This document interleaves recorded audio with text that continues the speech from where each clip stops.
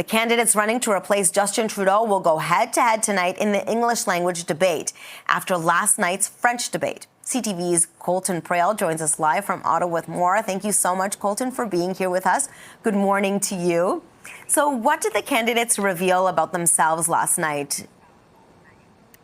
Yeah, Arda, the big question going into this was, is Mark Carney able to debate in French? Can he hold his own? And he stumbled last night in one of the most prolific ways possible. If you could write up a mistake as bad as it could possibly be, it's likely what happened. Last night, when Mark Carney was trying to say on stage that all four candidates are in agreement in their position with regards to Hamas, he ended up saying he agrees with Hamas and then called for a two-state solution. Now, Praill very quickly jumped in to clarify that the Liberal candidates do not support Hamas, and Mark Carney later corrected himself immediately after, first in French and then later in a Q&A in English. And he had previously made his position clear on the issue in English, and it was clear that he did not support Hamas.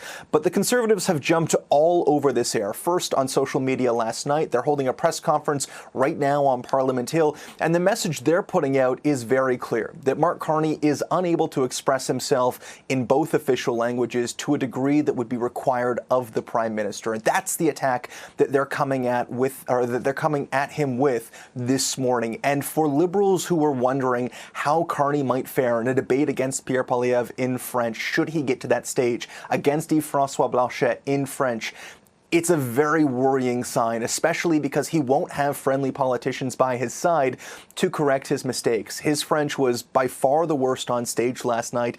It is much inferior to Pierre Poilievre's French, and it certainly doesn't reach the levels of fluent native bilingualism that Yves-François Blanchet has. And so if this is what it's about for Mark Carney in Quebec, if it comes down to his command and control of the language, it was very worrying for him that he couldn't compete with the other Anglophones on stage in his second language.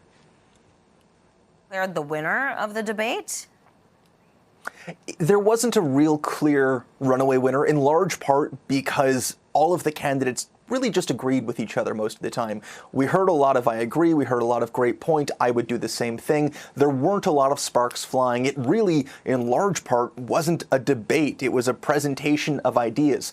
Karina Gold may have come off the best. She was certainly among the big three, Karina Gold, Praill, and Mark Carney. She was certainly the most comfortable in French, the most willing to go off script, to make remarks here and there. That said, she also is proposing some of the more unique ideas in this campaign. She's the only candidate, for example, that's pledging to keep the carbon tax. And so while she was certainly able to differentiate herself, perhaps more than anybody else on stage, are those policies going to be the ones that win the Liberals the next election? That part is, up to pollsters, and that part is more up in the air. I would watch tonight in English to see if we get a clearer picture and a clearer opportunity for these candidates to really set themselves apart, really present how their platforms are different and what they would do that the others cannot or would not do to the same ability. And certainly they're going to have a much better opportunity to do that in their mother tongue compared to in French. Definitely, it's going to be interesting to watch. Thank you so much for this, Colton, for your time and insight. CTV's Colton Praill.